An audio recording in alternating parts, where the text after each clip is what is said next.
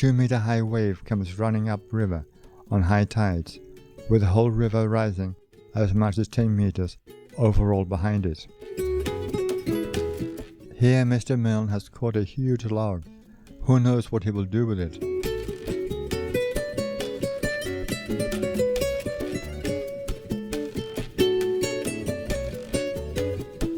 This is our easy access cell loft, as christened by Mr. Milne's daughter.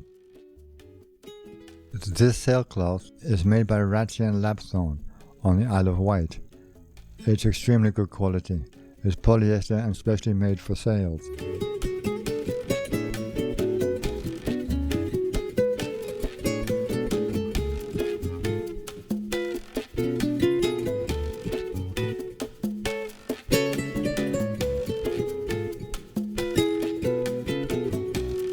The best way we found to cap the sailcloth is with a soldering iron.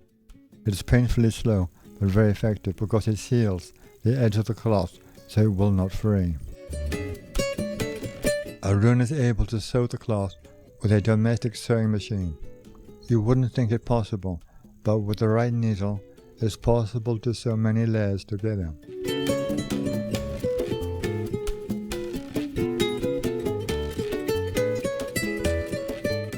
The great thing about this machine is that it would do a zigzag stitch, which is very necessary for cell making, as it allows the cloth to stretch without breaking the stitching.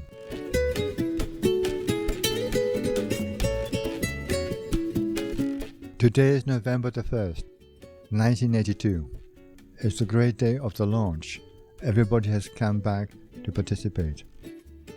We have logs of wood lined up for her to roll over and slide into the river.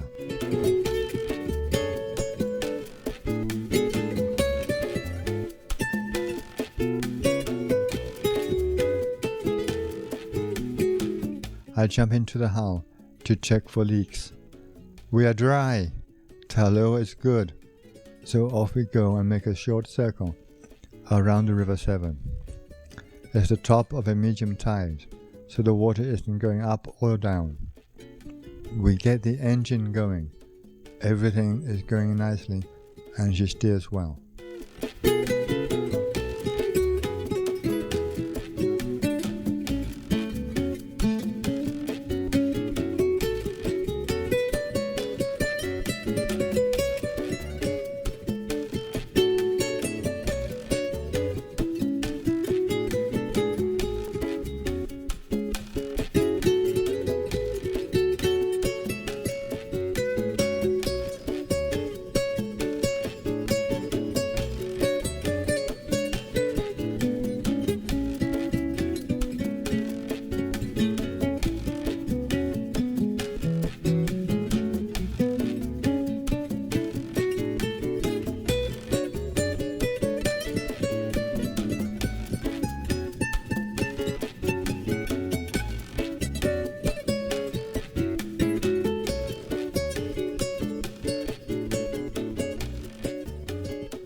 As we come into shore, we prepare to tie up.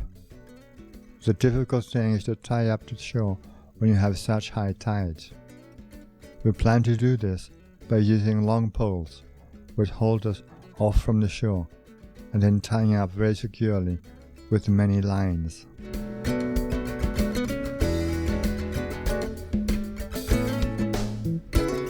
At last we're tied up, and it's time to celebrate. Samosa are a specialty that we make. They come from India. We made a deep-fried, crispy pastry and a vegetable curry, and home-brewed beer. Then we invite everybody on board, weighing each in on bathroom scales to find the total weight the boat is carrying.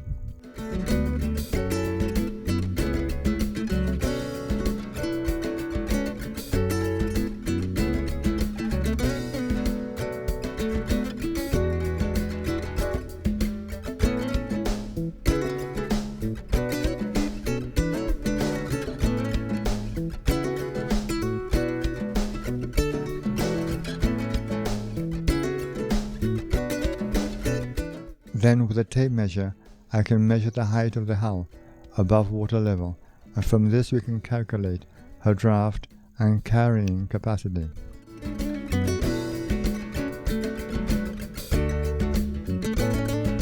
There's a pirate dog too. It's a wonderful moment for everyone on board. We feel the movement of Taulua afloat for the first time. Taulua is at last alive. It's a wonderful feeling. She really feels safe and secure.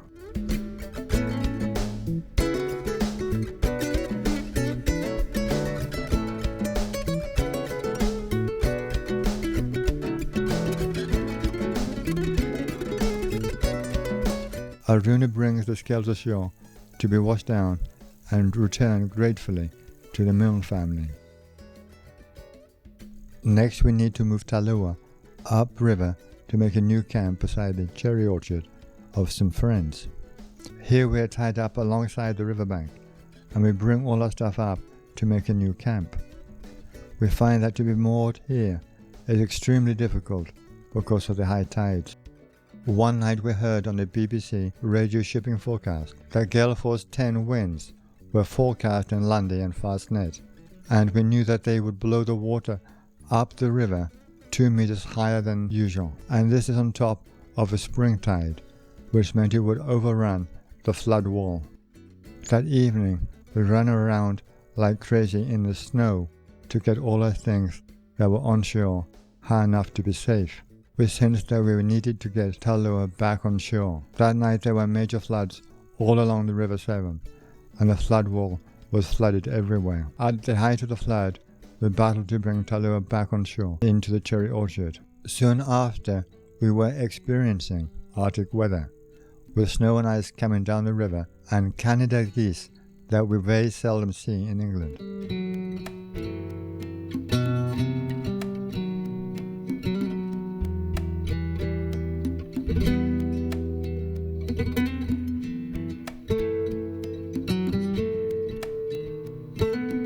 As the river froze, ice floes were deposited on the shoreline because of the high tides. Gradually, the banks of the river built upwards and outwards with the ice. This is where Taulua had previously been tied up. If we had left her here, she would have been ground to pieces.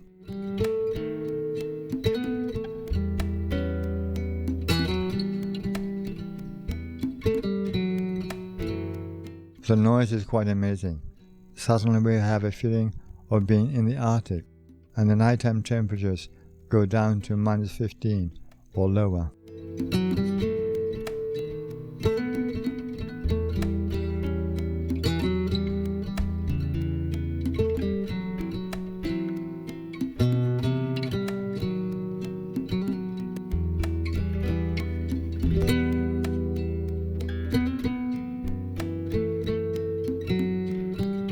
Meanwhile, we are living aboard Taulua in what is effectively a tent, but the tent is well lined with insulation, and we soon have the mountain range on board, which burns wood and keeps us warm. We were well prepared for the cold weather, as we have been making warm clothing for the past year.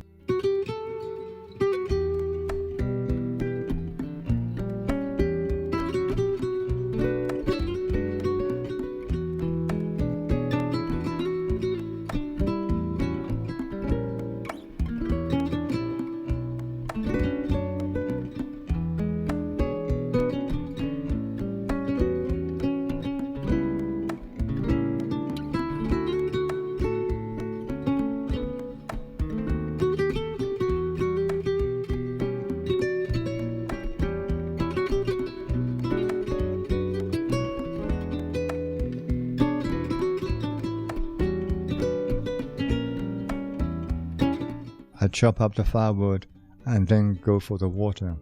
Water is quite difficult to find in liquid form.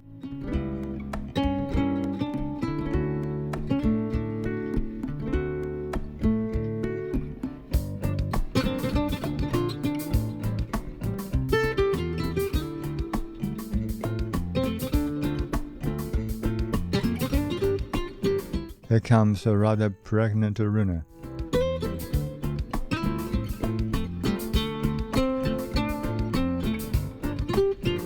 and she closes the flap quickly to keep out the cold.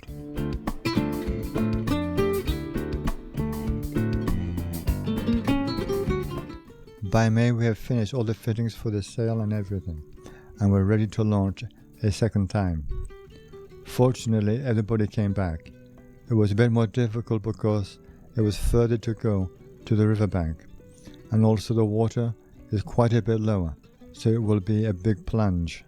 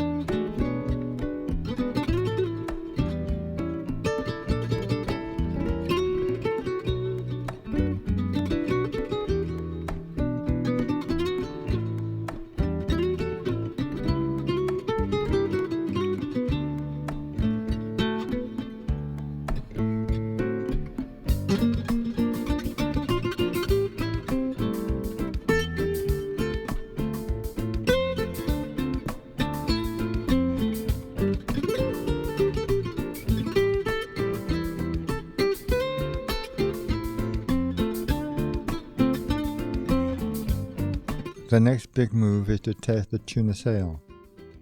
This is the first time we have the sail fully assembled, and the sail works beautifully.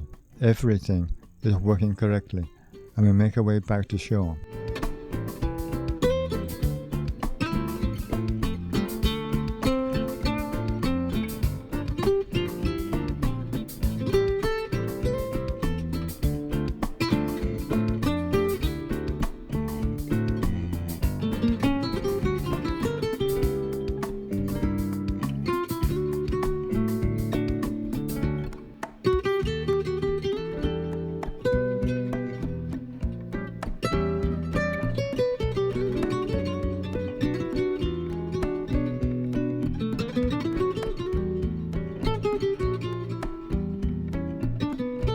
Now we must break camp and load up Taulua with everything, and on the next tide we will set sail down the River Severn.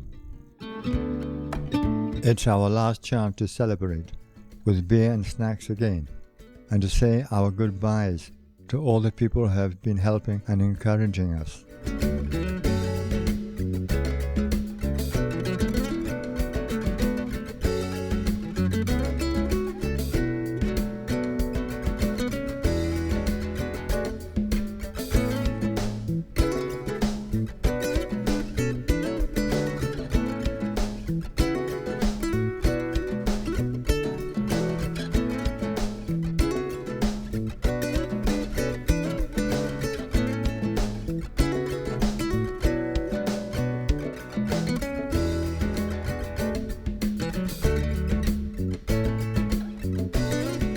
We start loading all our gear aboard Taulua.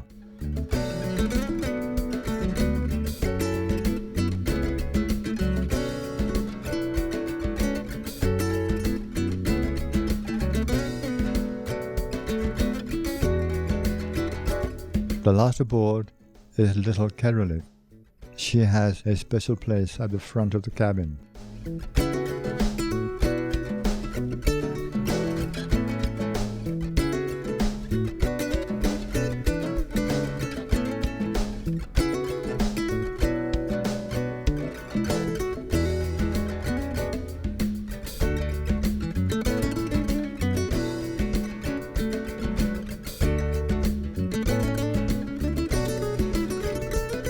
Then finally we take down our tent, which is normally the deck cabin, and we stow it aboard, as by now the tide is rising again.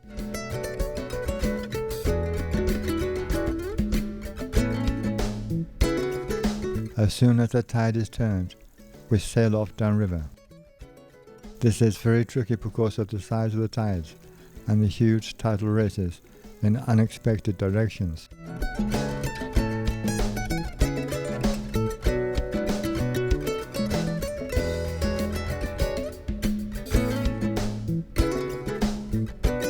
At the Severn Bridge we have to sail diagonally across. Here we're going directly across the river, but only just keeping on course.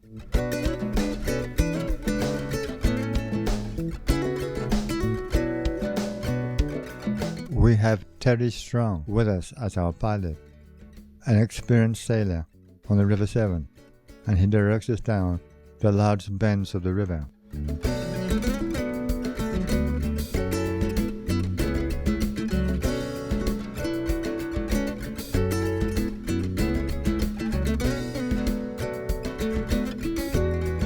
At last we get to Porter's Head, just outside the port of Bristol.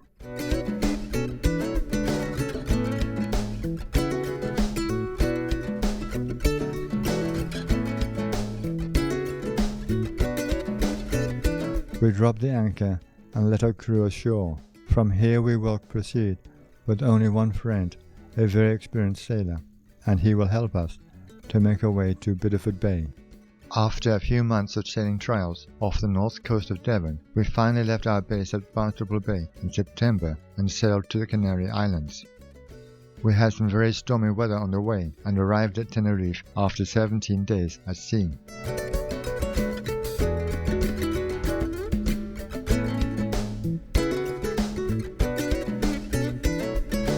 Now we have arrived at the Canary Islands, a group of Spanish islands off the coast of Africa. This is Isla Hierro, the most westerly of the Canary Islands.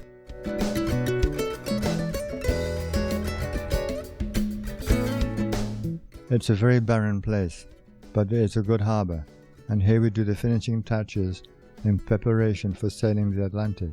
We decide to make a storm sail, since on our way down we had such rough weather. We realized that we really needed to have just a pocket handkerchief sail at times.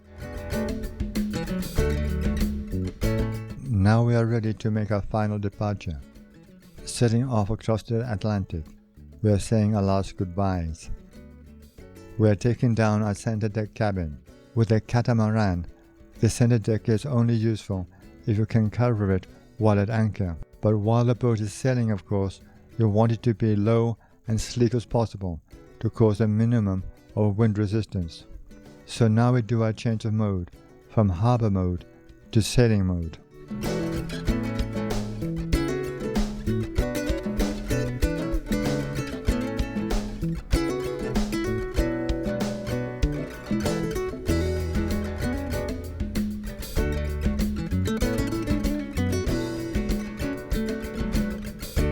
Now we raise the tuna sail.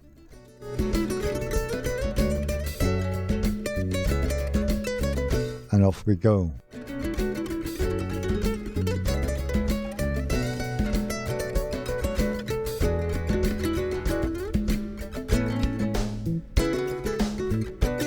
Once we cleared the island, we endured very strong winds, and later on, when it's calm again, I can get the camera out.